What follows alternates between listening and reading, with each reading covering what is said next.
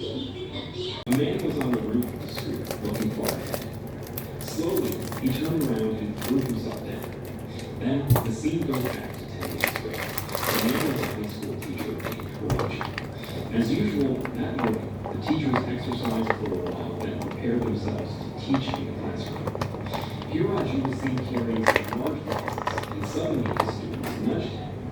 Hiroshi was indeed a teacher who was often teased and roughed up by his students because he was a nerve-quick quiet teacher.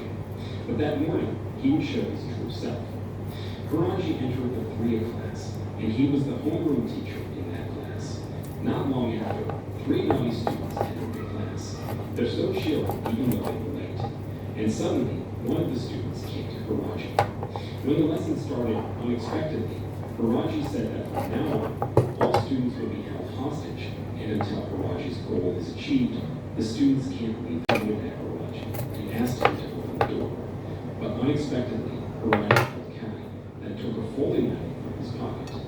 2 of Kai's friends tried to attack Hiroshi, but Hiroshi fought them all off.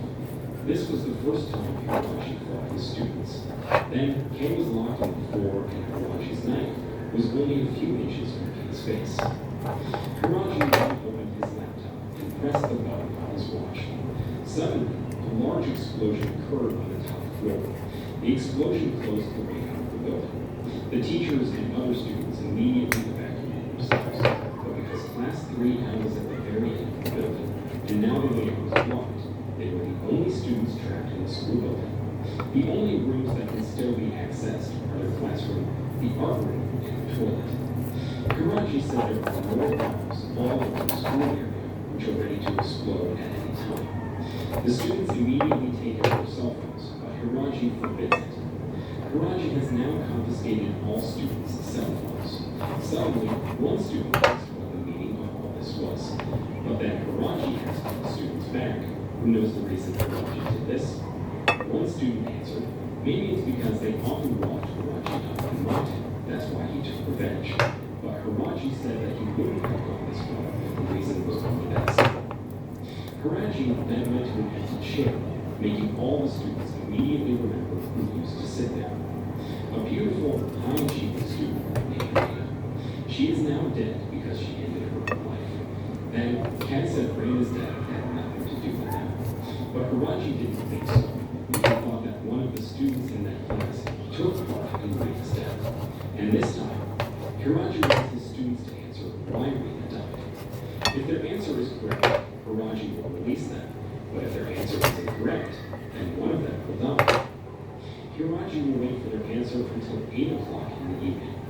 The student's expression implied protest, but Hiroshi emphasized that he was serious. Then Hiroshi said that the person in charge of answering why Reina died is Sakura, the cute girl sitting in the corner. Kai was annoyed by trying to break the window, but it turned out that the window had been replaced with thick, shatterproof glass by Hiroshi. Then Hiroshi left the class and went to the art room because he was the art teacher. Sakura chases Hiroshi and protests, asking why she has to answer the questions. But Hiroshi thinks that Sakura is the closest person to Reina. However, Sakura denies it because she once received a letter from Reina, which said that Reina doesn't want to be friends with Sakura. But Hiroshi still wants Sakura to answer it. Returning to class, they can now only sit and wait. Some of them are scared, while some are trying to find a way out, banging on the window asking for help. Suddenly, Hiroshi's voice comes from the speaker saying that from outside, this class can't be seen because the glass has been replaced. Hiroshi has also installed a camera, so even though he is not in the classroom, he can know the situation there. If anyone dares to break the camera, Hiroshi threatens to punish that student. Hiroshi's phone rang. There's a call from another teacher asking about the situation of 3 in class. But calmly, Hiroshi said that now, Class 3, the students are being held hostage. The scene moved to another place, showing 2 policemen who were chasing a criminal. Suddenly, one of them was called and received news. Hiroshi suddenly comes out and catches them. They are nervous and then they return to class. That morning, Hiroshi starts the class about discussing Reina's death again. He says the news about Reina wearing jewelry has spread on social media about really false. Hiroshi finally returns and constantly goes to the news, and he can't even tell Reina chance. One quote highlighting Hiroshi was a video of a conflict. It showed the person was the Reina's daughter, only daughter of medicine. The video was that Reina received medicine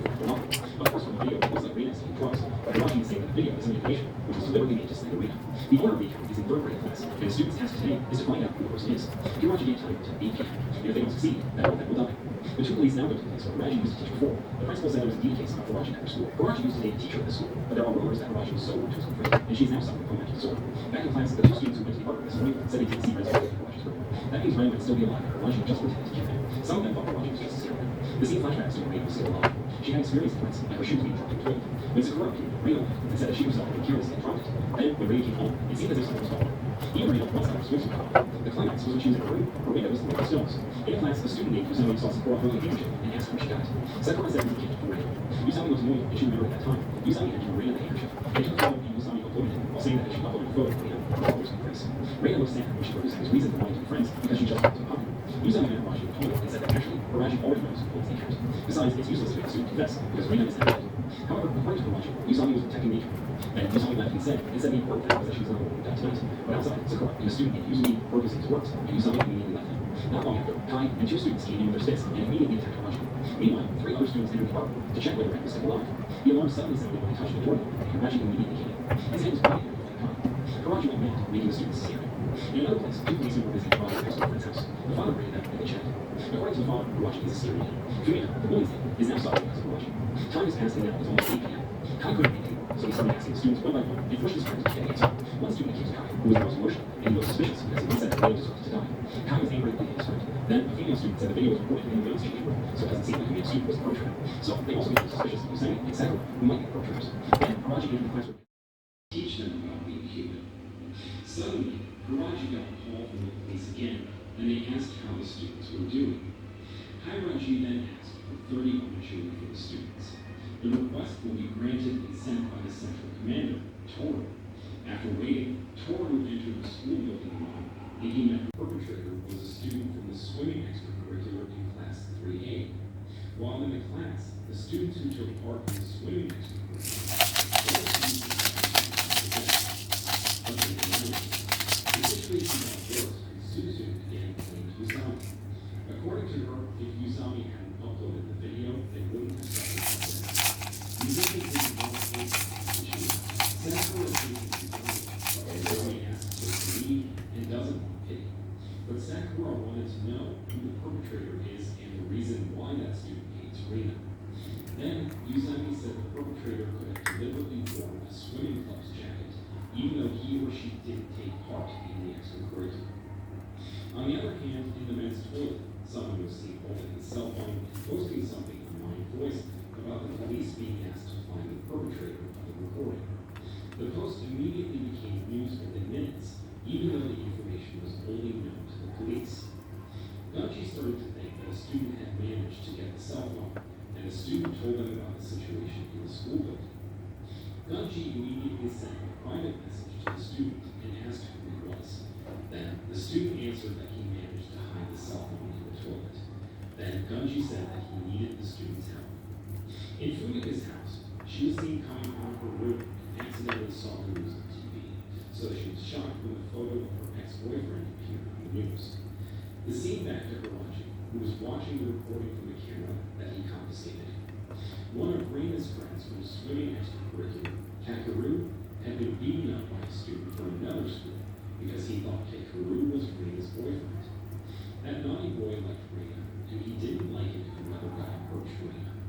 Because of that incident, Kakeru's leg was badly. Kaito had previously known that Rena had always liked Kakeru, but he didn't accept it because he felt Kakeru was lower than him. Then, on the street, someone came up to him and asked if Kaito wanted to teach